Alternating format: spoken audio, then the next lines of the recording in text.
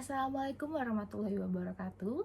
Perkenalkan, nama saya Arneta Sofianda, mahasiswa Universitas Terbuka, program studi Ilmu Komunikasi. Pada kesempatan kali ini, saya akan menyampaikan sebuah pidato dengan mengusung tema mengoptimalkan kemampuan public speaking melalui media massa di era digital. Sebelum kita masuk ke tema, saya mau tanya dulu sama teman-teman nih.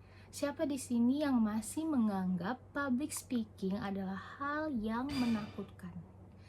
Karena kita sulit untuk berbicara bahkan di depan kamera. Untuk memulai bicara itu rasanya sulit banget.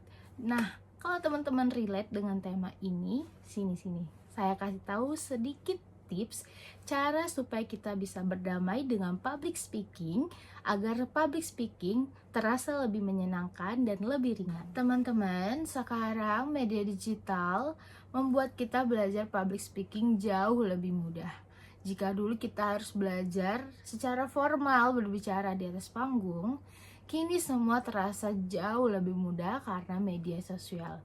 Dari media sosial kita bisa belajar cara mengekspresikan, berintonasi, dan cara menyampaikan pesan tanpa merasa tertekan. Bahkan penelitian di Indonesia menemukan fakta bahwa mahasiswa yang rutin menggunakan sosial media mampu meningkatkan kemampuan berbicara yang signifikan.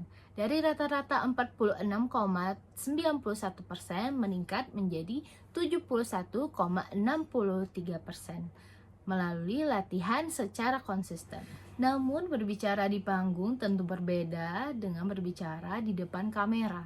Jika kita berbicara di atas panggung, kita bisa melihat secara langsung reaksi dari audiens. Sedangkan di depan kamera, kita hanya mengoptimalkan semangat berbicara kita dari awal hingga akhir dengan memilih kosakata yang ringkas dan tepat sasaran. Agar kemampuan public speaking kita semakin berkembang, ada beberapa hal sederhana yang dapat kita lakukan. Pertama, mulailah dengan pembukaan yang menarik, sehingga audiens tidak men-skip video kita. Kedua, gunakanlah bahasa yang mudah dimengerti. Ketiga, tetap jaga intonasi supaya apa yang disampaikan tidak terdengar monoton. Keempat, atur pencahayaan dan audio yang bagus supaya pesan yang disampaikan dapat diterima dengan baik.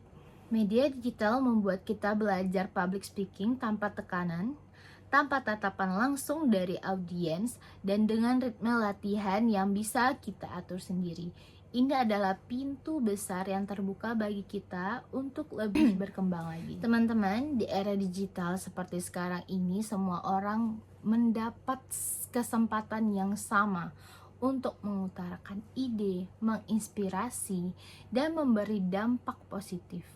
Perlu kita ingat, public speaking sekarang bukan hanya untuk acara formal atau bicara di atas panggung saja, tapi public speaking dibutuhkan untuk setiap kalangan, mulai dari pelajar, mahasiswa, pelamar kerja, bahkan penjual seblak pun butuh public speaking yang bagus untuk memasarkan atau mengenalkan produknya.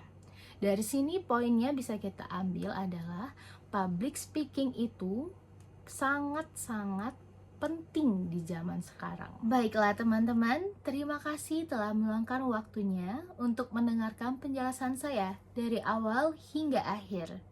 Semoga apa yang saya sampaikan hari ini dapat bermanfaat dan dapat memotivasi kita semua untuk belajar public speaking lebih bersemangat lagi. Saya akhiri dengan wabillahi taufik wa hidayah. Wassalamualaikum warahmatullahi wabarakatuh.